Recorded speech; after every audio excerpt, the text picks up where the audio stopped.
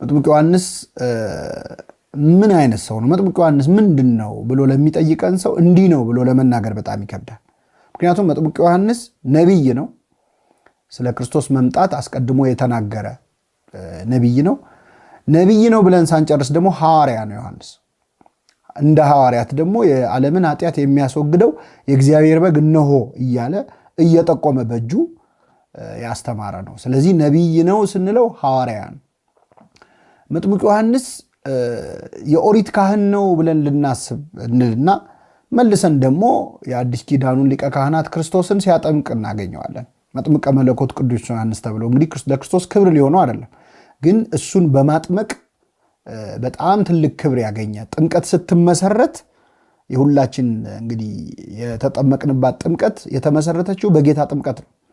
ጥምቀት ሲመሰረት አገልጋይ ሆኖ የአዲስ ኪዳን ጥምቀት አስጀማሪም ሆኖ ደግሞ አብሮ ሲያገለግል እናገኘዋለን። ሰማዕትም ነው ዮሐንስ። ምክንያቱም እንደምታውቁት በመጨረሻ ላይ በሰማዕትነት ነው ያለፈው። ባህታዊም ነው፣ በበረሃ ሲጋደል የምናገኘው ነው። ሰባኪም ነው፣ ነገስታትን ሳይፈራ የሚገስጽ ነው። ብቻ ዮሐንስን እንዲህ ነው ለማለት በጣም የሚያስቸግር በጣም ትልቅ ቅዱስ ነው በመጽሐፍ ቅዱስ። ለዚህ ነው እግዚአብሔር የዘካርያስና ኤልሳቤጥን የመሳሰሉ በጣም ቅድስና ያላቸው ባልና ሚስት ልጅ ለመውለድ የለመኑት እግዚአብሔር እምቢ ብሎ የቆየው ለዛ። ዘካርያስና ኤልሳቤጥ በወጣትነታቸው ልጅ ካልሰጠህን ብለው ለምነዋል። ሊቀ ካህናት ሆነህ ልጅ የለህም ወይም መካነህ መውለድ አልቻልክም ማለት በጣም በዛን ዘመን የሚከብድ ነው። ምክንያቱም ሊቀ ካህናትነት የሚሸጋገረው በዘር።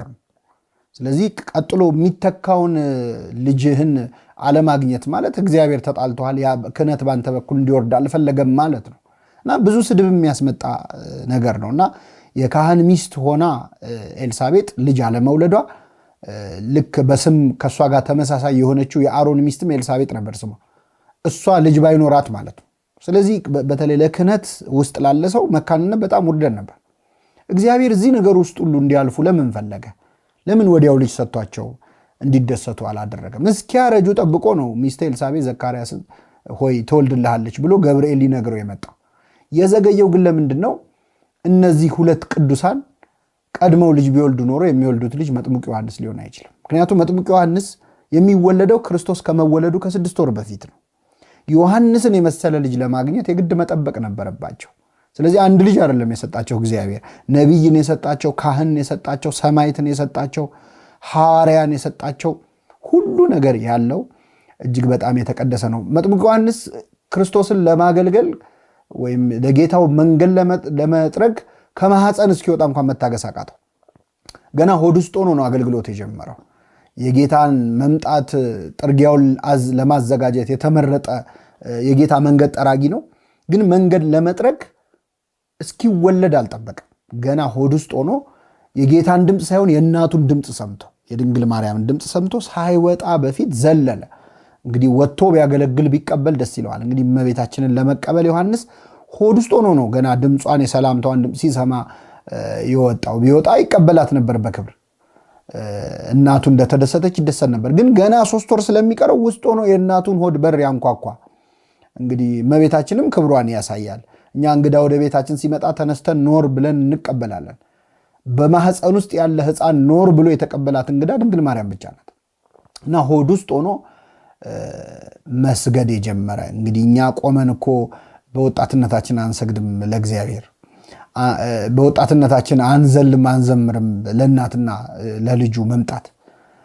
ዮሐንስ ግን ገና ሆድ ውስጥ ሆኖ ስግደት የጀመረ የተጋደለ ሰው ነው። ከዛ በኋላ ወደ በረሃ ነው የወጣው። የእናቱን የድንግል ማርያምን ድምፅ ከሰማ በኋላ አስጠላው ዓለም። ልክ ዓይኖቼ ማዳንህን አይተዋልና ባሪያህን አሰናብተኝ ብሎ ከዚህ ዓለም መለየት እንደተመኘው እንደ አረጋዊው ስምዖን ዮሐንስም ገና ሆድ ውስጥ ሆኖ የድንግል ማርያምን ድምፅ በሰማበት ጆሮ የዓለምን ድምፅ ሊሰማ አልፈለገምና ወደ በረሃ ዓለምን ጥሎ የመነነ የልጅነት መናኝ ነው መጥምቁ ዮሐንስ። ከዛ በኋላ አስተዳደጉ በበረሃ ነው። የሚለብሰው የግመል ፀጉር ነበረ። የሚበላው የበረሃ ማር ወይም አንበጣ ነበረ። እንደዚህ ያለ የተጋድሎ ህይወት ነበረው። ስለዚህ ዓለም ልታጓጓው አትችልም። የሚቀይረው ልብስ ስለሌለ የሚበላው የጣመ የላመ ነገር ስለሌለ እንደፈለገ እግዚአብሔርን ለማገልገል ምንም አላስቸገረውም። ሕይወቱ በሙሉ የቅድስና ነበረ። ሌላው መጥምቁ ዮሐንስ በጣም ትሁት ሰው ነበረ። ራሱን ዝቅ አድርጎ የሚያይ ነበርና አንተ ክርስቶስ ነህ ወይ ወይም ይመጣል የተባልከው መሲሁ አንተ ነህ ወይ ብለው በጣም ብዙ ተከታዮች ነበሩት። የማይመጣ አልነበረም ወደ መጥምቁ ዮሐንስ። በጣም ብዙ ሰዎች ይመጡ ነበር፣ ወታደሮች ይመጡ ነበር፣ ጸሐፍት ፈሪሳውያን ይመጡ ነበር። ጸሐፍት ፈሪሳውያን አሁን በጣም ብዙ ችግር ያለባቸው ሰዎች ናቸው። በጣም ብዙ ችግር ያለባቸው ሰዎች ናቸው። ግን ክፉ ነገር እየሰሩም ወደ መጥምቁ ዮሐንስ መጥተዋል። ለዚህ ነው እናንተ የእፉኝት ልጆች ብሏቸው ነበር ወደ ዮሐንስ ጥምቀት ሲመጡ። እፉኝት ሰው ከተናደፈች በኋላ ወደ ባህር ትወረወር ነበር፣ ራሱ መርዙ እንዳይገላት ማለት ነው። ዘላ ውሃ ውስጥ ትገባ ነበር እና እናንተም ሰው የመናደፍ ያህል የእፉኝት ስራ እየሰራችሁ ልትጠመቁ መጣችሁ ወይ ለማለት እናንተ የእፉኝት ልጆች ብሎ ተናግሯቸዋል። ሌላው እፉኝት ስትወለድም ገላ ነው፣ ሩካቤ ስትፈጽምም ወንዱን ገላ ነው።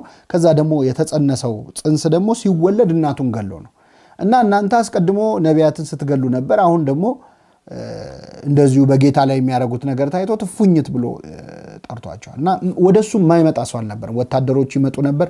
አስተምሮ ሲጨርስ መጥምቁ ዮሐንስ ምን እናድርግ ይሉት ነበር። ለእያንዳንዳቸው እንደሚገባቸው ያስተምር ነበረ። የሚገባ ለቀራጮቹ እንዲህ አድርጉ ይላል፣ ወታደሮቹ ከሚያስፈልጋችሁ በላይ ግፍ አትፈጽሙ በሕዝቡ ላይ ይላል። እንዲህ እያለ ለሁሉ የሚያስተምር ሰባኪ ወንጌል ነበር እና በጣም ብዙ ተከታይ ነበረ መጥምቁ ዮሐንስ። የሚገርመው ዮሐንስ ክርስቶስ ነህ እስከ መባል ደረሰ። ብዙ ሰዎች መሲሁ አንተ ነህ የምትመጣው፣ ስለ አንተ ነው ወይ ትንቢት የተነገረው ሲሉት መሰከር አልካደምም፣ እኔ ክርስቶስ አይደለሁም ብያችኋለሁ ብሎ ያስጠነቅቅ ነበር።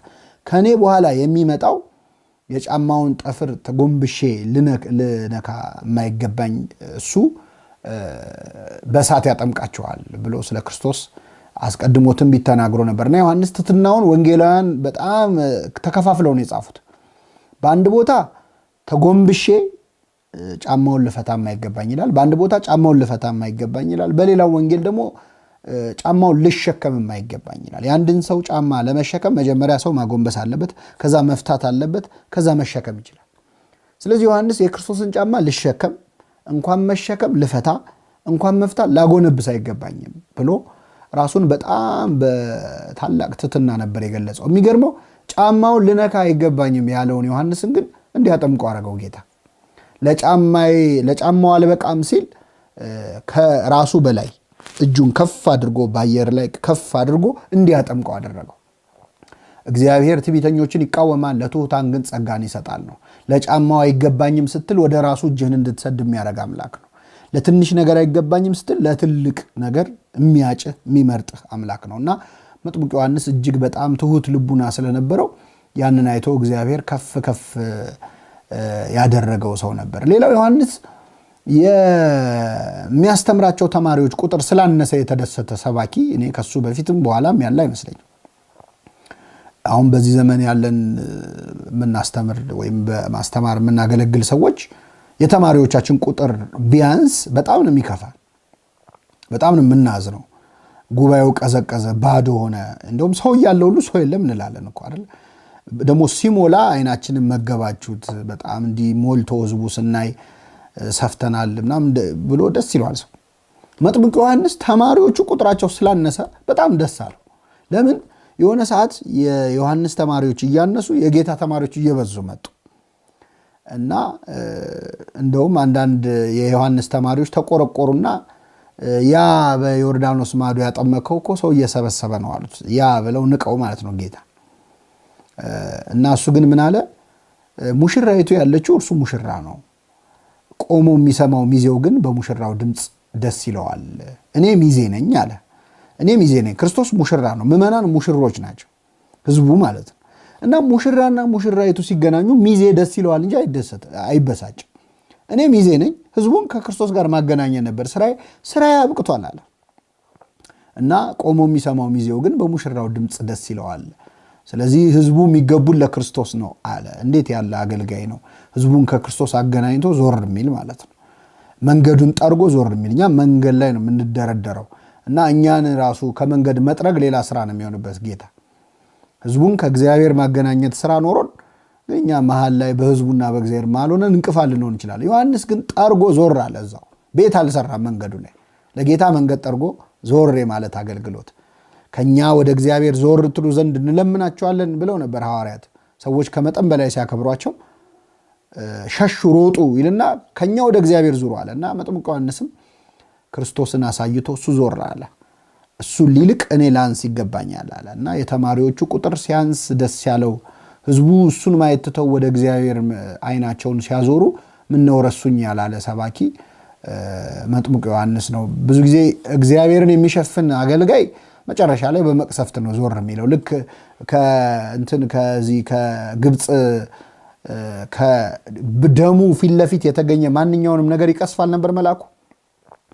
በአዲስ ኪዳን ለኛ የፈሰሰው ደም የክርስቶስን ደም ነው። የክርስቶስን ደም የሚሸፍን አገልጋይ ከዛ ከደሙ ፊት ያገኘውን ይቀስፋል እና እሱን መደበቅ ያህል እና ራስን መግለጥ ያህል ክስረት የለም ለአንድ አገልጋይ። እና መጥምቁ ዮሐንስ የጌታ መምጣትን ሲሰማ የእሱ አገልግሎት እንዳበቃ ሰምቶ በጣም ደስ አለው። ሰዎች እግዚአብሔርን አገኙ እኔን ሊረሱኝ ነው ብሎ ማለት ነው። እና ይሄ በመጥምቁ ዮሐንስ ሕይወት በጣም የሚያስገርም ነገር ነው። ከዚህ በኋላ ዮሐንስ መምህሮ መገስጽ ዘያደሉ ለገስጽ ወይም ለፊት አይቶ ማያደላ መምህር ነበረ እና ንጉሱን ሄዶ ገሰጸው። የወንድምህን ሚስት ልታገባ አይገባህም ብሎ ገሰጸው። እንደምታውቁት በመስከረም 2 በዚህ ተግሳጹ ምክንያት እንግዲህ ከዛ በፊት ይወደው ነበረ ሄሮድስ ዮሐንስን ይወደው ነበር። ስብከቱን ይሰማ ነበር፣ ያመነታም ነበር ይላል። ያመነታ ነበር ማለት እንደው እኔ የማረገው ነገር ልክ ይሆን አይሆን ብሎ ሁሉ በራሱ እስኪጠራጠር ድረስ የዮሐንስ ስብከት ይመስጠው ነበር። መጨረሻ ላይ ግን ዮሐንስ የወንድምን ሚስት ልታገባ አይገባም ብሎ ተግሳጽ ሲያመጣበት ጣለው። አንዳንዴ የእግዚአብሔርን ቃል እንወዳለን፣ ደስ ብሎን እንሰማለን። ከዛ ያ ቃል ቀጥታ መጥቶ እኛ ላይ ሲጠቁም ወይም እኛ እያረግን ያለነው መጥፎ ነገር የሚጠቁም ሲሆን ትምህርቱ ያስጠላናል እና ሰባኪው መጣና አበላሸው እንላለን። መጨረሻ ላይ አሁን ምን አገባው እንላለን። የምንፈልገው ልክ ይሄ እንዴት ነው ጀርባ የሚያሹ ሰዎች ደስ የሚለን ቦታ ሲያሹን ደስ ሲለንና ጎሽ እሱ ጋር ነው አው እያልን እንታሻለንና የማይሆን ቦታ ሲነኩን አይ እሱ ጋር አይደለም ያልበላኝን አትከክ እንደምንለው ቃል እግዚአብሔርን ስንሰማ ደስ ብሎን እንሰማና እንመሰጥና እኛ ያረግናት ያለናትን ኃጢአት ግን ቀጥታ ሲጠቁመን ትምህርቱ የተበላሸ ይመስለናልና መጥምቁ ዮሐንስ ጥሩ ሲያስተምረው ደስ ብሎት መጨረሻ ላይ በህይወቱ ሲመጣበት ግን ጣላው። እንደምታውቁት ልደቱን ሲያከብር ሄሮድስ በዘፈን ታስደስተው የነበረችው እየደነሰች እየጨፈረች ታስደስተው የነበረችው የሚስቱ ልጅ ያው ከሱም አትወለደው የወንድሙ ልጅ ማለት ነች ወለተ ሄሮድያዳ በዛ ዘፈን ተደስቶ ምን ላርግልሽ አላት። እስከ መንግስቴ እኩሌታ ድረስ ሰጥሻለሁ ብሎ ቃል ገባላት። እናቷን ሄዳ ማከረች። እናቷ ሄሮድያዳ ምን የመንግስቱ ግማሽ ምን ያረግልሻል? ዮሐንስ እኮ እንቅፋት ሆነ እንጂ እኔን ቢያገባኝ እኮ ሙሉ መንግስቱ የኛ ነው የሚሆነው። የዮሐንስን ራስ ጠይቂው አለቻት። መታ ጠየቀች። እንግዲህ አንዳንድ ልጆች የወላጆች ያላለቀ ዕቅድ ማስፈጸሚያ ይሆናሉ። እንዲህ አለን አሁን የወላጆች ሆነን ልጆቻችን ላይ የኛን ምኞት በልጆቻችን የምንፈጽም አለን። ይሄ ችግር ነው። እኔ እንዲህ ነበር መሆን የምፈልገው ሳይሳካ ቀረ፣ በልጄ ግን አሳካዋለሁ ብለው ልጆቻቸው ላይ የሚያሳኩ አሉ። ጥሩ ነገርም ግን መጥፎም ነገርም አንዳንዴ እና በልጆቻቸው ኃጢአት የሚሰሩ አሉ ልጆቻቸውን ተጠቅመው እና እቺ ሴት ልጇን ተጠቅማ መጥምቁ ዮሐንስን ያህል ጻድቅ ለማስገደል ወሰነች። ሄሮድስ አዘነ። አንዴም ይያለው አለ ቅዱስ ያሬድ ታላቁን ነቢይ ዮሐንስን ከሚያስገድል መሐላውን ቢያፈርስ ይሻለው ነበር ይላል። ምያለው ስለዚህ ላስገድል አይባልም። አንዳንዴ ትልቁን ሕግ ላለመጣስ ስትል ትንሹን ሕግ ትጥሳለህ።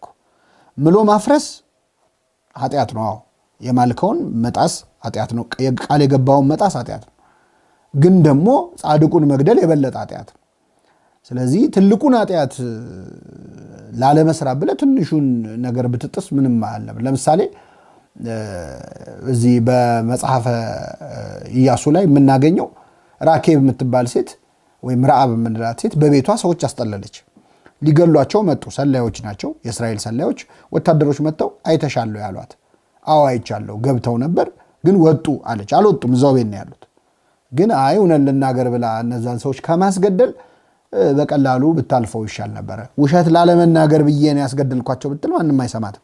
ለምን? ለትልቁ ኃጢአት ላለመስራት ስትል ትንሹን የምትሰራባቸው አጋጣሚዎች አሉ። እና ሄሮድስም የማልኩትን ሳልፈጽም ከምቀር ብሎ አብይ ነቢይ የተባለውን ታላቁን ነቢይ መጥምቁ ዮሐንስን ከሚያስገድል የማለውን ቢጥስ ይሻለው ነበር ይላል ቅዱስ ያሬድና መጥምቁ ዮሐንስን አስገደለው። ዮሐንስን አስገደለው እንጂ ዮሐንስ ግን ከህሊናው ሊጠፋ አልቻለም። የሚገርማችሁ ሄሮድስ እንደ እብድ ነው ያደረገው። ዮሐንስ ከሞተ በኋላ 10 ጊዜ የጌታን ስብከት ዝና ሲሰማ ዮሐንስ መጣ ከሞት ተነስቶ እያለ ይደነግጥ ነበር። እንደው እንዴት አይነት ሰባኪ ነው ዮሐንስ! ቆሞ የማይሰማ ሰባኪ ባለበት ዘመን፣ ቆመን ተናግረን በማንሰማበት ዘመን እሱ ሞቶ ይሰብካል። ሞቶ መጣብኝ ዮሐንስ እያለ ይፈራ ነበር። ለምን?